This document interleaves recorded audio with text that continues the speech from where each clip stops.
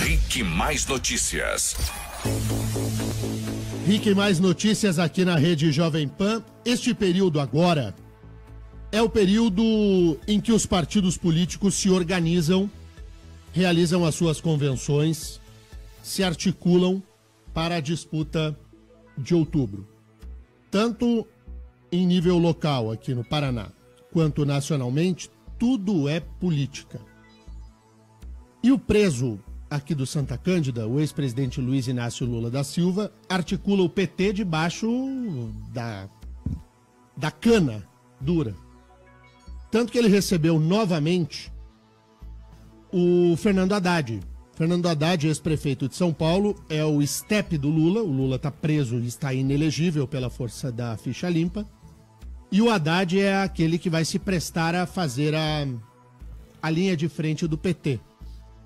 Ontem o Haddad já falou, inclusive, de que não está morta a possibilidade de aliança com Ciro Gomes.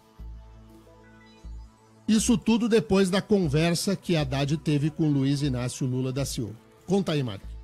O Haddad já tinha visitado o petista na sexta-feira da semana passada. O partido anunciou que ele é o coordenador do programa de governo de Lula. Haddad justificou que veio até Curitiba para debater sobre o registro da candidatura do ex-presidente, que está preso desde abril aqui na sede da Polícia Federal. Estamos tomando todos os procedimentos para dia 15 levar a registro da candidatura do Lula com uma argumentação sólida sobre a jurisprudência do tribunal no sentido de garantir o registro da candidatura do presidente. Bom, se vai se basear na jurisprudência do tribunal, se refere ao Tribunal Superior Eleitoral, Lula não é candidato. Porque a jurisprudência do TSE, ela é muito sólida e firme, como gosta de dizer Fernando Haddad. Quem é sujo e está atingido pela lei da ficha limpa pode até registrar a candidatura, mas essa candidatura será indeferida. Então tá bom.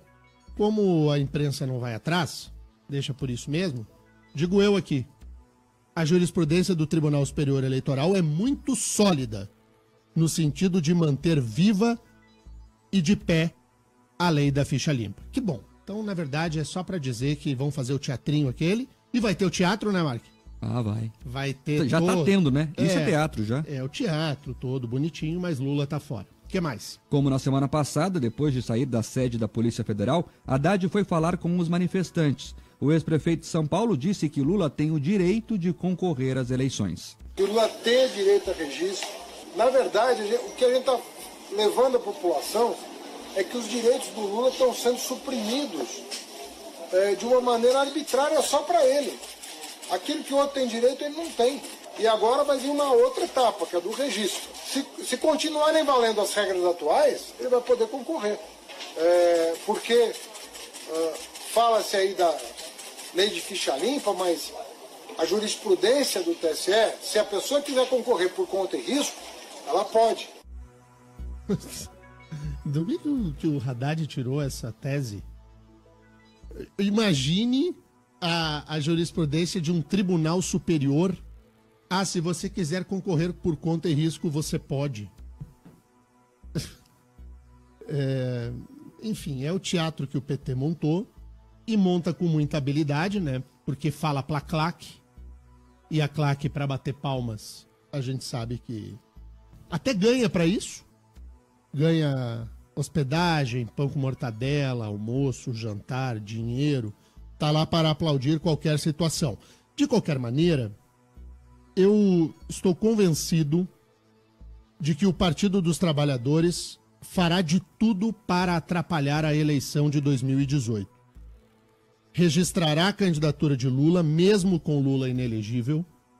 Fará o discurso quando a justiça indeferir o registro. Fará o discurso do golpe, da perseguição. O PT dirá que as eleições não são legítimas e usará do seu tempo de rádio, televisão e de campanha para denunciar as arbitrariedades que ocorrem no Brasil. O PT já traçou todinho o caminho para o discurso da eleição ilegítima. O Partido dos Trabalhadores, que não tem compromisso com a democracia, fará de 2018 um inferno eleitoral. E a ida do Haddad visitar Lula é só mais um capítulo, o Mark sublinhou muito bem, o circo já começou, e já começou faz tempo, né? Este é só mais um capítulo daquilo que já está desenhado. Eu não vou levantar a plaquinha aqui, Mark, do eu já sabia, quando tudo isso acontecer logo ali em outubro. Eu ia falar, você avisou disso desde o começo. Então... Denis, só queria sublinhar aqui... Tudo bem desenhadinho. Que o Haddad, ele não é uma pessoa ignorante. Ali você falou que ele mentiu, e mentiu mesmo, mas ele não está fazendo isso porque ele não sabe das coisas. Ele é advogado, formado pela USP, professor universitário. Ele faz isso mentindo, descaradamente. Faz porque integra uma estratégia do jogo político do PT. E perceba que os petistas colocam o PT acima do país. Esse é o ponto que eu acho que é mais gravoso disso tudo que nós narramos aqui na informação. Não há nenhum compromisso com o Brasil pós-pleito de outubro. Porque, de alguma maneira, nós teremos de juntar os cacos e, seja quem for o próximo presidente, tentar melhorar a coisa, porque está muito ruim. O Rio de Janeiro está em intervenção federal há meses. A criminalidade galopa no país.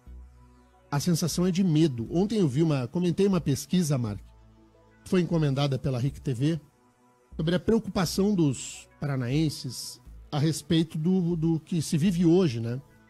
87% dos paranaenses têm medo da violência. 78% têm medo de perder o emprego. Então há uma instabilidade da economia que gera enorme desconforto nas pessoas. As pessoas estão incomodadíssimas com a insegurança e há um ambiente de insegurança. Não tem quem da família da gente não dê uma saidinha. Eu vou ali, vou aqui, a gente não fique com aquilo na mão. Fica louco de medo. 78% dos entrevistados têm preocupação com a corrupção. Então há um Brasil real que nós teremos de enfrentar pós-outubro. O PT já apertou o botãozinho aquele. Já largou para as cobras. E nós teremos de reconstruir o país de alguma maneira, bem ou mal. Então o jogo da eleição vai vender marketing, propaganda, fake news em rede social, tem um inferno para acontecer. Mas nós teremos que achar alguma maneira de unir o Brasil minimamente pós-outubro, embora o cenário seja desesperador.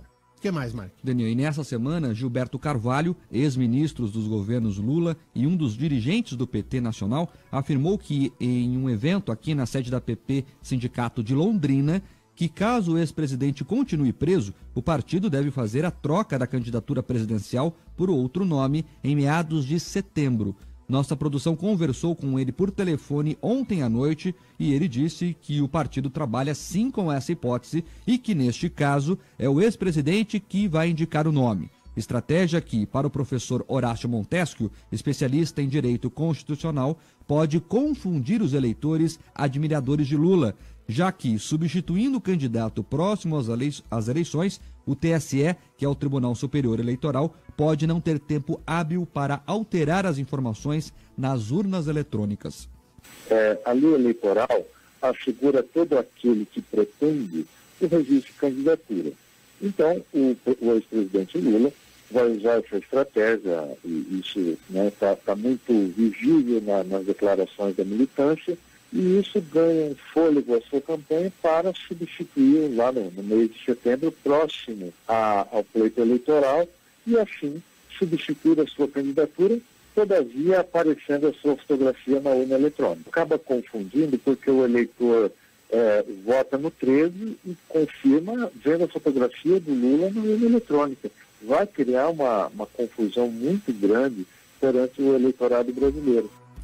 O especialista alerta que é importante que os eleitores busquem informações confiáveis, já que essa é considerada as eleições das redes sociais.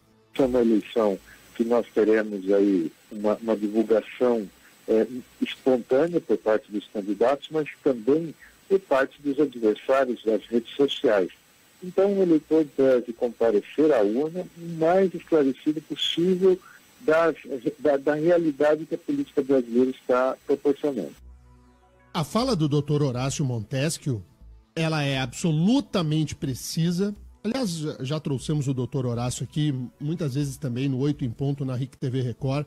É um advogado, um professor do primeiro nível do ensino jurídico no país.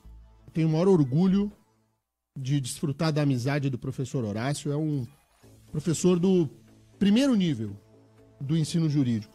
E o que o professor Horácio falou de você arrastar até setembro e não dar tempo de arrumar a urna eletrônica e lá ficar a foto do Lula? Do Lula, imagina a confusão. Você percebe aquilo que eu digo, que o PT está andando para a estabilidade democrática do país? O negócio é confundir. É tratar tudo como uma bagunça. Nesse ambiente de fake news,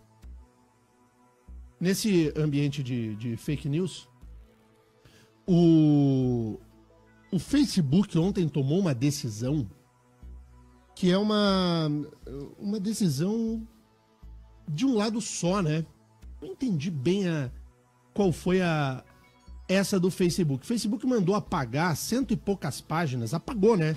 87, na verdade. 87 páginas de páginas que são ou fazem parte aí do MBL, do Movimento Brasil Livre. Eu vi essa notícia ontem e procurei entender do ponto de vista da liberdade de expressão o que o Facebook estava fazendo. Conta a notícia aí, Marco. O Facebook apagou páginas e perfis em uma ação, de acordo com a empresa, de combate a perfis enganosos. A ação atingiu perfis do Movimento Brasil Livre, que é o MBL. O Facebook informou que desativou, na verdade, 196 páginas e 87 contas. Os perfis... Então são 196 páginas, né? Ligadas a 87 contas. Os perfis envolvidos não foram citados, mas o Movimento Brasil Livre afirmou que seus coordenadores foram afetados. Segundo o Facebook, a iniciativa é parte dos esforços para evitar que perfis divulguem notícias falsas antes das eleições. O MBL declarou que os perfis possuíam dados pessoais, como telefones e endereços, o que descartava a possibilidade de serem falsos. As páginas desativadas eram administradas por membros do movimento e tinham mais de 500 mil de seguidores. Para o Ministério Público Federal, a atitude é uma discriminação, já que foram excluídos apenas conteúdos que utilizavam uma linguagem liberal e conservadora. O procurador da República, Ailton Benedito, cobrou, em caráter de urgência, explicações da rede social. Ele deu prazo de 48 horas para que o Facebook envie a relação de todas as páginas e perfis removidos e a justificativa para a exclusão de cada um. Benedito declarou ainda que as normas constitucionais e legais que regulam a internet no Brasil atuam para impedir a censura, bem como a discriminação dos usuários por motivos de origem, raça, sexo, cor, idade, orientação política, entre outros. Pois é, houve um ataque frontal à liberdade de expressão. A pretexto de você combater a fake news, você retirou do ar quase 200 de páginas que, curiosamente, todas têm a mesma posição ideológica. Você retirou do ar páginas de direita. As páginas que fazem o outro lado, as de esquerda, estão todas lá. O Facebook não deu um trinco. O Catraca Livre e todos os seus robôs do Catraca Livre estão lá. O Mídia Ninja tá lá. Ele Brasil 247 tá pulsando. A página da senadora Gleice, que eu conste, tá no ar. E o que tem de fake news na página da senadora Gleice e do PT, por exemplo, ninguém mexe. Eu quero que tire o Catraca Livre, o 247 do ar, o Mídia Ninja? Não. O ambiente de disputa é plural. E caberá ao cidadão a inteligência de filtrar o que é real e o que é fake. Eu me assustei demais com a postura do Facebook. de você mirar em um lado da ideologia, dar um tiro e matar a página. Mas vem cá. Ontem no Twitter eu tava vendo uma mudança, fizeram um memezinho, Mark. Tiraram o nome Facebook e escreveram Facebook, puseram lá uma foice e um martelo, né? Daniel, agora é importante sublinhar só o seguinte: o pessoal no Brasil acha que é porque os Estados Unidos é de direita, é liberal. Isso não é verdade. O dono do Facebook, ele tem opiniões de esquerda. Só você entra lá, Mark Zuckerberg. Na rede, ele tem um perfil lá e vê o que ele posta. Ele tem um perfil de esquerda. Então, assim, o dono da página tem esse viés. Daí não surpreende essa decisão. O pessoal acha, porque é americano, é imperialista, é liberal. E não é assim. Os Estados Unidos tem muita esquerda também. E o Facebook, aquela região da Califórnia, onde o Facebook está engendrado, é totalmente de esquerda. E é uma esquerda que utiliza de outras bandeiras, porque o norte-americano, ele, claro, não fará a defesa de uma esquerda na linha da economia. Ele vai defender um Estado máximo nos Estados Unidos, o berço do capitalismo mais vigoroso. Mas usa de outras pautas da esquerda, o ambientalismo, você costura pelo lado do direito da discussão ambiental, aí você usa a pauta das minorias, você constrói um discurso de esquerda que não abraça necessariamente o ponto de vista econômico. Você usa o discurso dos direitos sociais, enfim. Mas, enfim, o debate ele é pleno e amplo e tem que ser.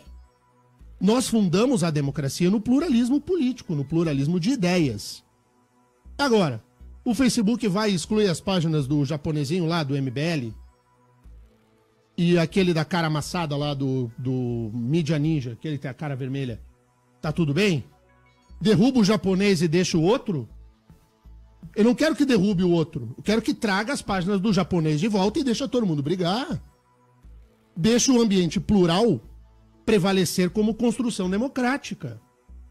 Vou te dizer, viu? O Facebook... E os ouvintes acham o quê, Mark? Estão reclamando muito dessa decisão aqui, que consideram uma censura. Uma delas é a ouvinte final telefone 4758, não colocou o nome, dizendo que Face de esquerda, pessoal do iPhone, esquerda de iPhone. Tem uma página no Twitter, eu não sei se tem Facebook porque eu não tenho Face, tem lá o Socialista de iPhone, é muito divertido, é engraçadíssimo, vai. O Ivan de Pinhais tá dizendo aqui, Daniel, que ele não consegue entender o porquê que, se o Lula é inelegível, a foto dele pode estar na urna. Porque pode o registro da candidatura, né? Quando é que vem a decisão sobre a análise, se alguém... Esquece o Lula, vamos imaginar o Denian. Se o Denian pode ou não pode disputar a eleição. Para que a Justiça Eleitoral diga se eu estou ou não estou de acordo com a lei, eu preciso me registrar. Eu faço o registro. Apresento toda a documentação. A Justiça Eleitoral faz uma análise daquilo que eu apresentei para o registro da candidatura. Enquanto isso, gente, o Brasil tem 200 milhões de pessoas. Eu preciso montando urna eletrônica, eu preciso colocar dado para dentro. A Justiça, ela não julga de hoje para amanhã. Demora. Quando houver a substituição da candidatura, quanto mais tempo demorar o TSE, já vai estar carregada a fatia do Lula lá na urna eletrônica. É por isso. Eles chamam, Deninha, de inseminação das urnas, é o termo técnico. O TSE não marcou essa data ainda, mas geralmente acontece ali começo de setembro, final de agosto. Até porque é o que você falou, tem que levar a urna... Aqui parece fácil, vai ter que levar a urna lá numa aldeia indígena no interior da Amazônia. Isso leva tempo, né? De barco, enfim. Não, e outra, não é só a eleição presidencial, né? Tem os candidatos a presidente, que tem que carregar no Brasil inteiro a urna igual. E depois cada estado tem que fazer a inseminação, gostei do termo.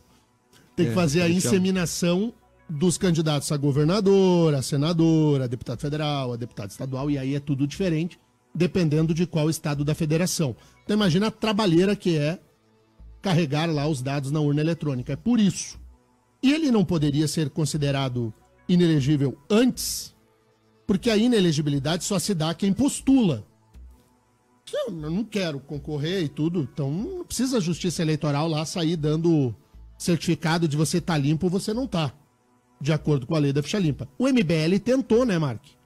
O MBL tentou brecar a candidatura do Lula de antemão e a ministra Rosa Weber disse não. É um pedido extemporâneo, não posso analisar antes do registro. Essa história de pré-candidatura não existe. Não existe, ela está no discurso.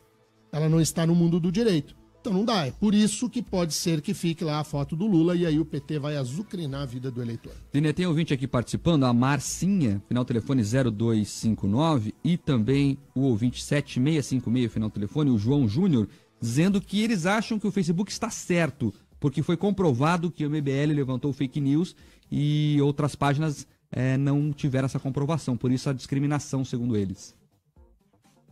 Tá bom. Pode pensar o que quiser, mas não tá certo. Qualquer afronta à liberdade de expressão configura censura. E a censura é incabível no Estado democrático de direito brasileiro e em qualquer democracia séria e sólida. O Facebook, ele já tem um... Eles usam um nome, um algoritmo. O Facebook tem um algoritmo em que ele já mostra para o cidadão aquilo que ele gosta de ler. O algoritmo é inteligente. Então o Mark vai lá e curte uma postagem do Terribas. Aí curte uma postagem do Richard. Aí curte uma postagem lá do MBL. Aí curte uma postagem do Atlético Paranaense. O algoritmo do Facebook passa a mostrar para o Mark, prioriza para o Mark aquilo que o Richard gosta, o que o Terribas achou legal, o que está acontecendo no Atlético Paranaense, pensamento liberal. O Facebook já faz uma grande maquiagem, ele já passa um pano, não é plural a tua página do Face aí. O algoritmo já só te mostra aquilo que você tá afim de ler. É a chamada bolha. É a pessoa que vive na bolha. Tem muita gente que diz assim, eu não sei de onde que tem eleitor do fulano de tal. Pô, todo mundo que eu conheço só vota no Beltrano. Então você vive dentro de uma bolha e acha que o mundo é o teu Face. E quem te ajudou a entender que o mundo é o teu Face é o próprio Face. O Face criou essa bolinha e aí tá lá. Aí só que agora é o seguinte, tá com um lado da bolha só. E o outro lado da bolha tá lá.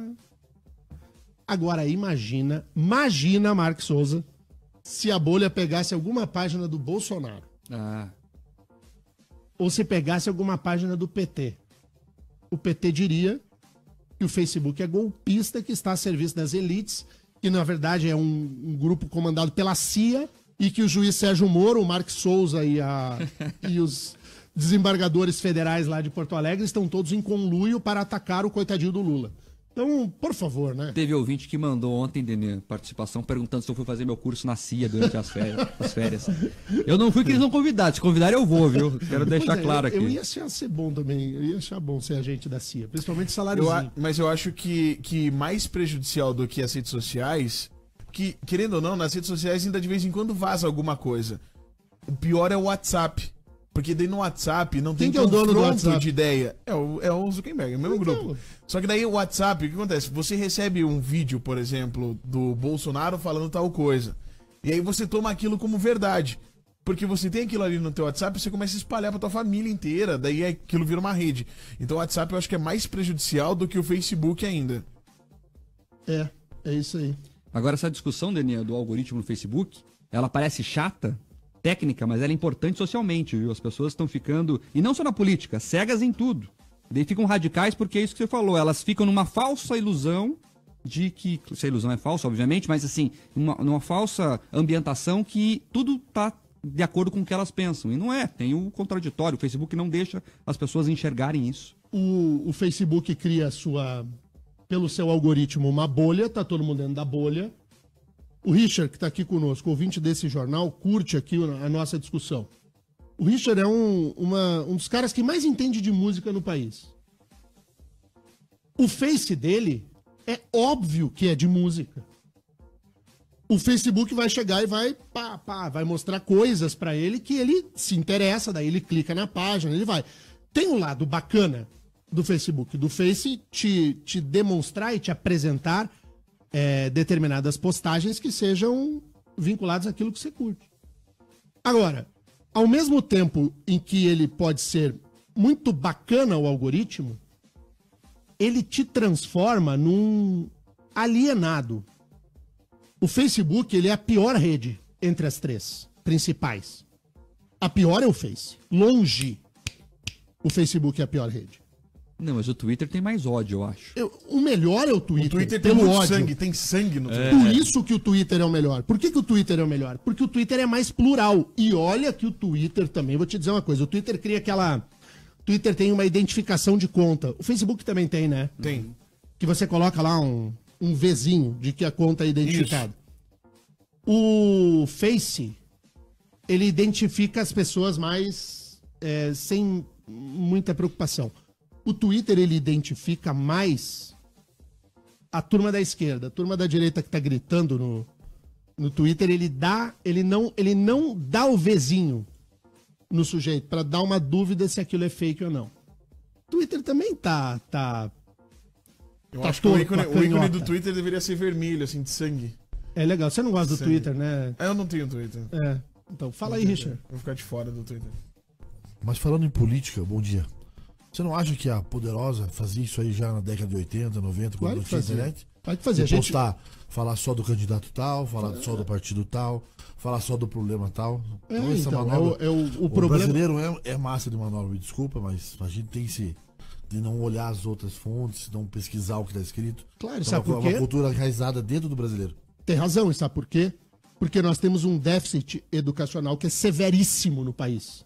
Quando o país é devedor de uma educação formal básica que seja de qualidade, você forma pessoas de baixa condição cognitiva, você aprende menos. E isso acontece e a culpa não é das pessoas. A culpa é do Estado. O Estado tem que fazer direito o que é papel do Estado. Educação. É papel do Estado? Segurança. É papel do Estado? Saúde básica de qualidade. O Estado brasileiro faz isso direito? Não. Por quê? O Estado brasileiro está preocupado com o seguro, está preocupado com o petróleo, está preocupado com a energia elétrica, está preocupado com a rodovia, Um aeroporto. com o aeroporto, está preocupado com tudo. O Estado brasileiro é um paizão que cuida da vida dos filhos em todo o espectro e cuida mal. Daí aquilo que tem que cuidar direito, dá uma caca. Rick Mais Notícias. Fiquem mais notícias aqui na rede Jovem Pan Curitiba, Jovem Pan Cascavel, Jovem Pan Ponta Grossa. Para o mundo inteiro pelo aplicativo da Jovem Pan no seu celular.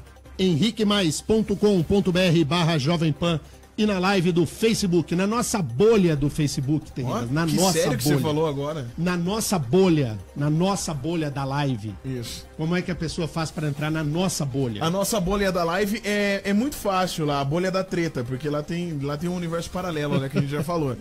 Nossa bolha é facebook.com/rickmaispr ou facebook.com/Jovem Pan. É só procurar isso aí, Entra acabou. lá que a e nossa aí a gente bolha tá aqui ao vivo. Tá bombando. Mark, você ficou devendo participações dos ouvintes no bloco passado. Daniel, tem ouvinte aqui, agora eu perdi. Aqui, ó. Léo Matsamura, ele falou que foi lá nas páginas da esquerda no Facebook. E lá tá a notícia, por exemplo, que o Sérgio Moro é filiado ao PSDB, que é uma fake news, ele não é filiado, todo mundo sabe disso.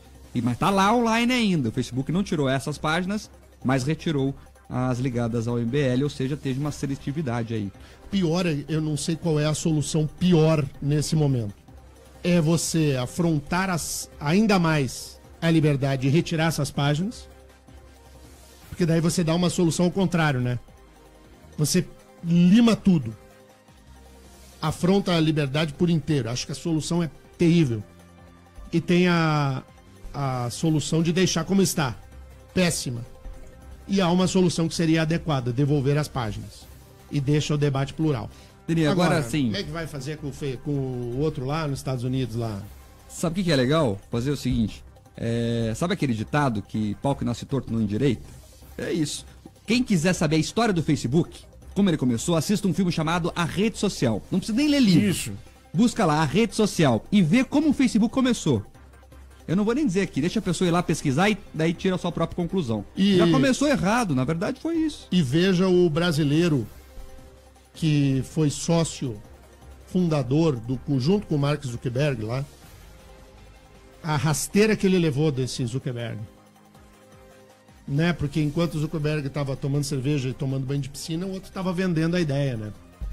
É F também, viu, Terribas? A moral do Zuzu não tá muito boa, não. Não. O Zuzu tá em queda. Mas tá com dificuldade financeira, o Zuzu. Tá, não. Ele não sabe o que faz com $1 trilhão dele. Quando ele entra no mercado, não sabe se vai passar o cartão ou não. É Sabe, você complicadíssimo. fica rezando, né? Será que vai no débito mesmo ou não? Chega O no crédito fim já do estourou o mês. limite? Já fica naquele negócio já de emprestar dinheiro dos amigos. Né? Hein, Tê? Tenta passar esse aqui e ver se passa. É. Quem nunca? Claro. Eu acho... Não, fala assim, eu acho que esse aqui tá bloqueado. Essa é genial. Acho que esse aqui tá bloqueado. Essa é mas maravilhosa. então, quem nunca? Então, o Zuzu tá pensando lá como é que vai fazer pra Pessoal- pagar a conta de celular no fim do mês, esse tipo de coisa. Como é que pedala, né? É, pô. O cartão de crédito do Mark Zuckerberg, ele paga o mínimo. Dá aquele golpe assim, não, fazer o seguinte, ó, mês que vem eu vou receber a grana a mais, vou deixar de pagar a luz desse mês, porque daí a luz não corre juros, daí eu pago depois 2.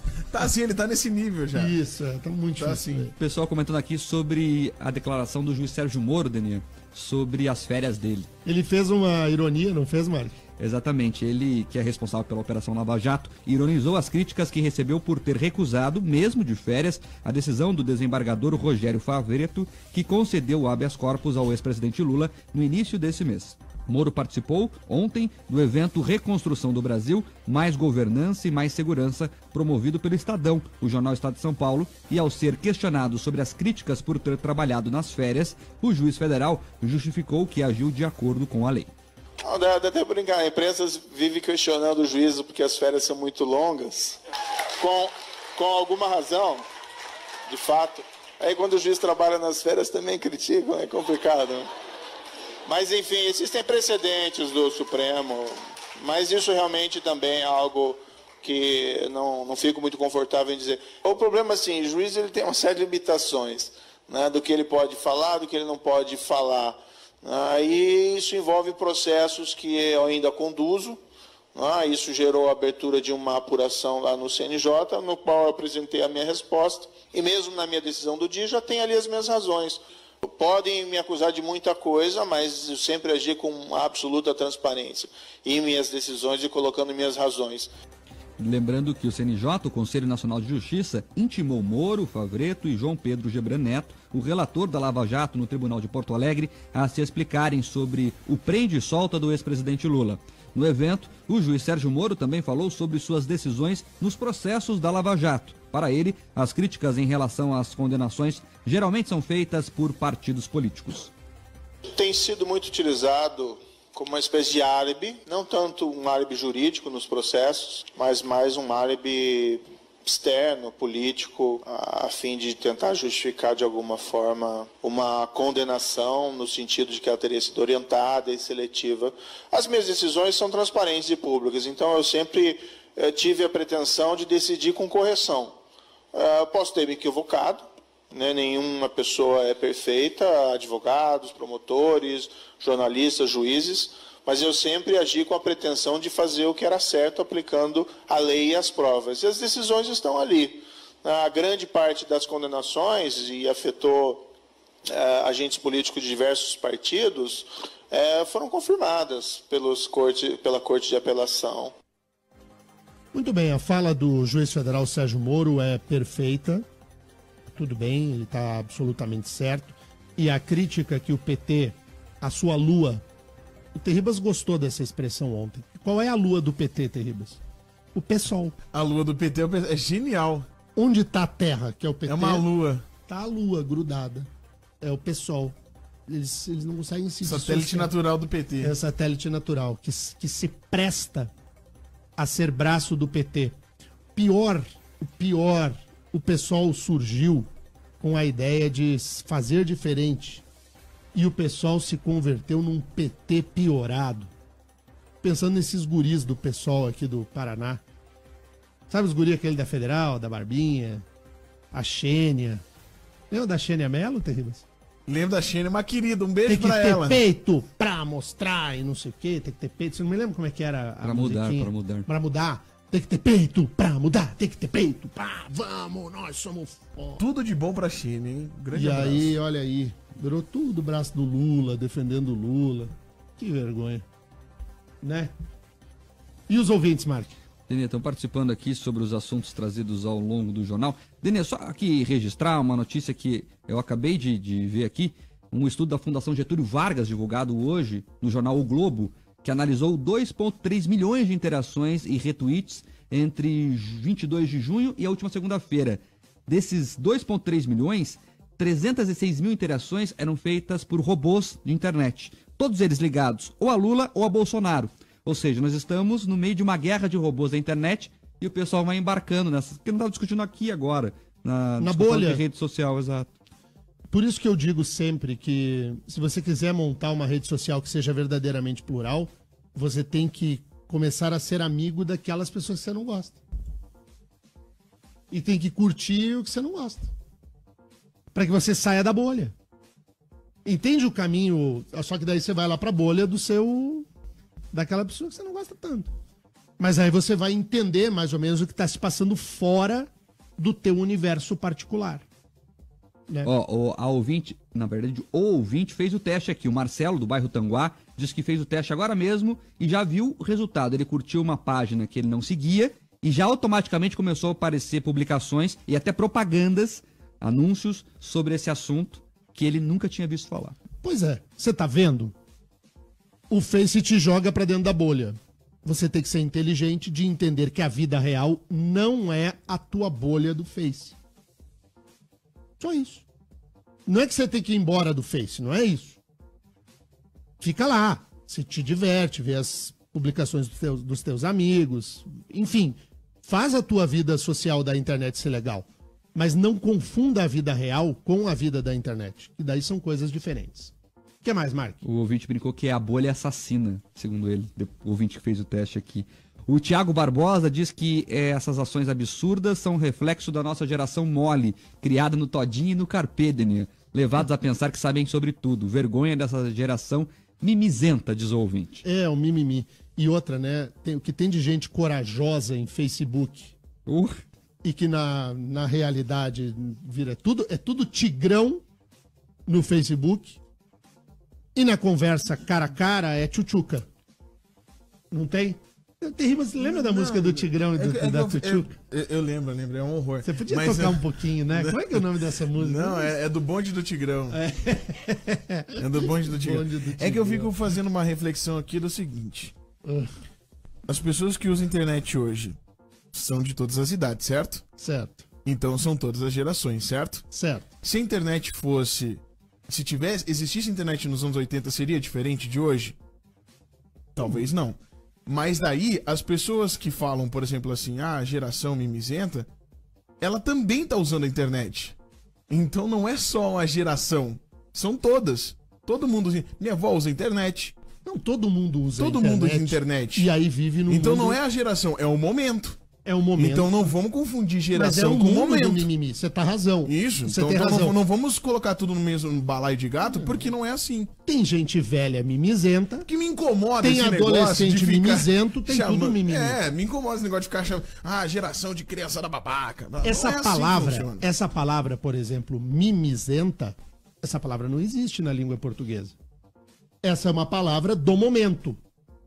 Ela é um neologismo. Vai parar nos dicionários logo ali na frente. Lógico. Mimizento. Explicação. Aquele que faz mimimi. Porque mimimi também não existe. Não existe a expressão mimimi. Não, é só uma figura de linguagem. O que eu sei é que esse jornal não tem mimimi.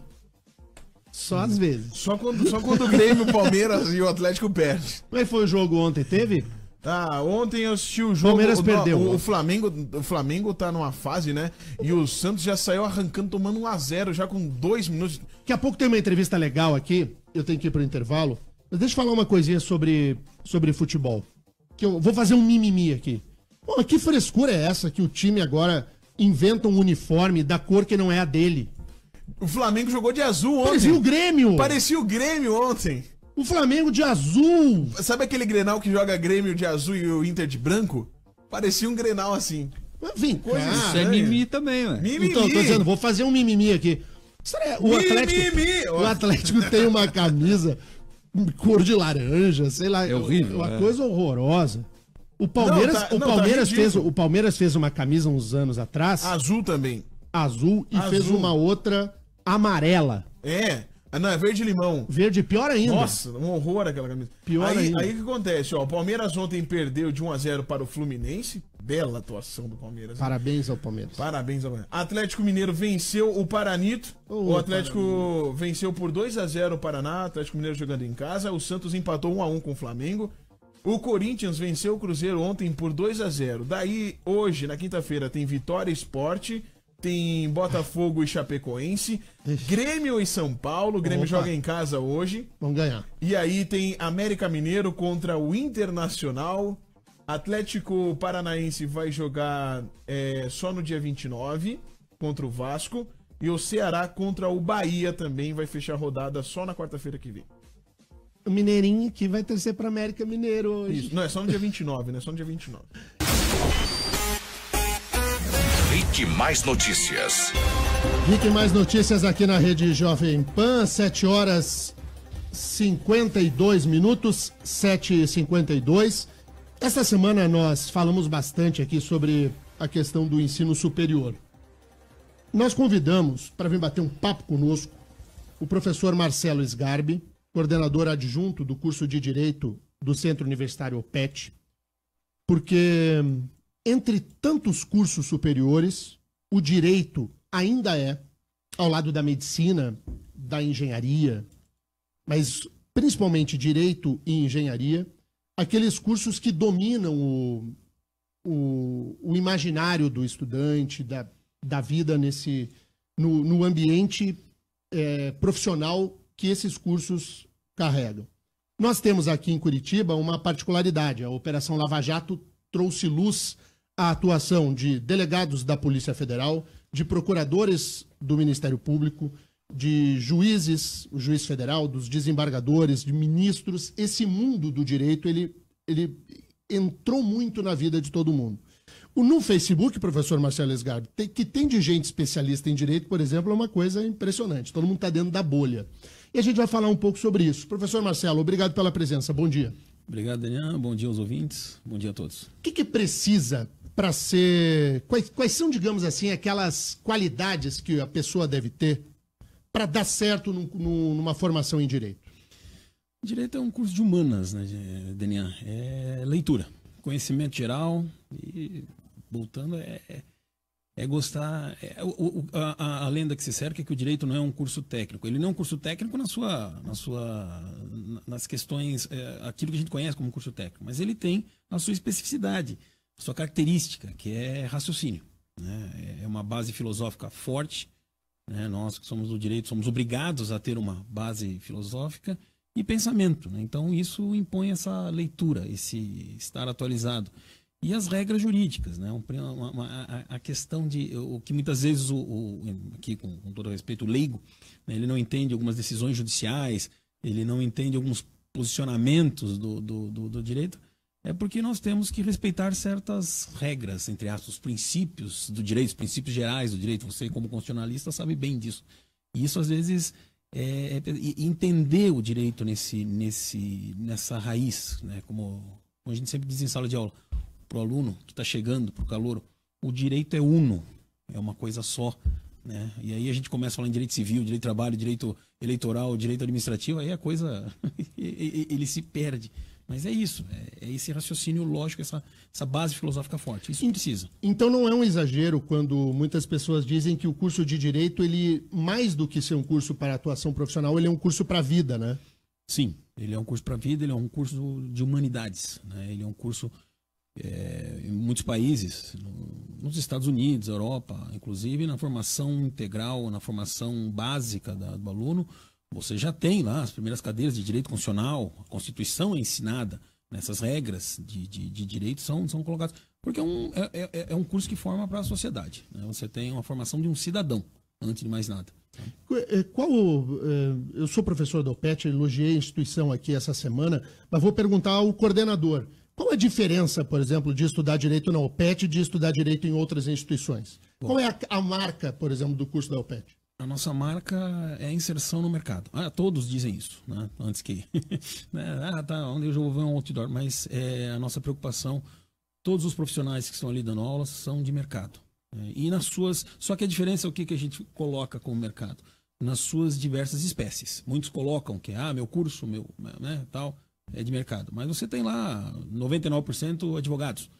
A nossa preocupação é a inserção, e nós estamos sempre nessa busca por uma inserção de mercado dentro das mais variadas áreas do direito, né? Você como jornalista, nós temos assessores e desembargadores, nós temos advogados de grandes escritórios, nós temos advogados inseridos naquilo que você mencionou, na Operação Lava Jato, nós temos o dia a dia do direito ali, de uma série de um prisma bem variado ali, colocado. E essa experiência que é colocada ao aluno dentro da sala de aula, mas sem nunca retirar aquela base teórica forte, que infelizmente, ainda que no século XXI, ainda é o setor do direito, ainda é esse direcionamento do direito. E essa, você não acha, Mário, que a parte mais legal do estudo do direito é justamente você mergulhar na parte da filosofia, da sociologia, de como você consegue articular a questão do ensino mais dogmático do direito com essa área propedêutica? Exato. E o mais fascinante do direito é o seguinte: quanto mais você estuda, mais tem certeza que nada sabe.